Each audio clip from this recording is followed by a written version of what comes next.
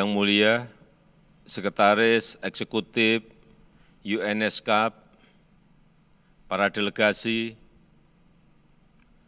pertama-tama selamat kepada UNESCAP atas ulang tahunnya yang ke-75. Momen ini penting di tengah upaya kawasan untuk keluar dari tantangan besar akibat dari pandemi, perubahan iklim, dan perang. Pertama, ekonomi sejumlah negara Asia Pasifik belum pulih, masih di bawah tingkat pra-pandemi.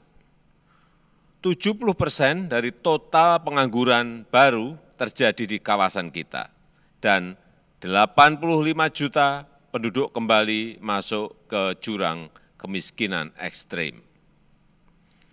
Yang kedua, pertumbuhan ekonomi kawasan tahun ini, sebagaimana prediksi IMF, turun 0,5% menjadi 4,9%. Inflasi juga diperkirakan mencapai 8,7%, naik 2,8% dari perkiraan semula. Yang ketiga, pencapaian SDGs semakin tertunda. Kawasan kita diperkirakan baru dapat mencapai SDGs paling cepat pada tahun 2065. Dan menurut Global Climate Risk Index, 6 dari 10 negara paling terdampak perubahan iklim dalam jangka panjang ada di Asia Pasifik. Menjawab tantangan ini, saya mendukung sepenuhnya upaya UNESCAP memajukan a common agenda to advance sustainable development. Izinkan saya menyampaikan beberapa pandangan. Yang pertama, penanganan pandemi harus dilanjutkan dan kesenjangan vaksinasi di kawasan harus ditutup. Kawasan ini memiliki negara dengan pencapaian vaksinasi tertinggi dan juga terendah di dunia.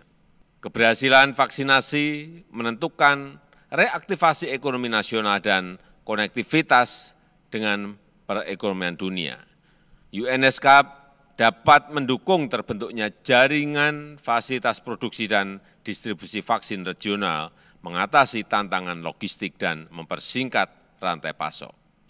Yang kedua, pendanaan untuk akselerasi SDGs harus diperkuat. ADB memperkirakan kebutuhan $1,5 triliun tiap tahunnya untuk memastikan SDGs tercapai di Asia Pasifik tahun 2030. Sementara ketersediaan pendanaan global hanya 1,4 triliun. Kesenjangan besar ini harus ditutup. Investasi sektor swasta harus didorong. Meskipun Asia Pasifik merupakan kawasan terbesar bagi penanaman modal asing, inbound dan outbound, namun nilai investasi ke kawasan sendiri masih kecil. UNESCAP perlu mendorong penguatan investasi intra-kawasan, mendukung kemudahan berusaha, promosi, dan bisnis matching di antara negara anggota.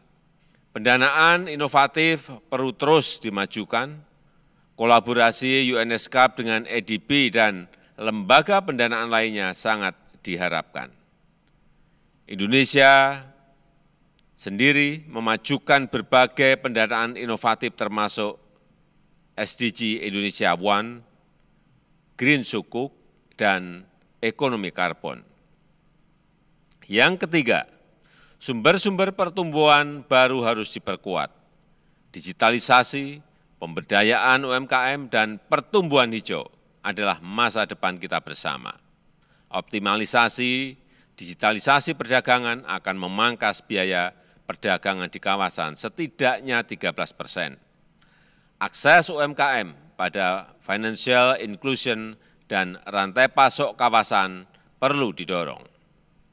Dukungan bagi upaya pertumbuhan hijau sangat diperlukan termasuk transisi energi. Dan kapasitas pajak harus diperkuat termasuk carbon tax.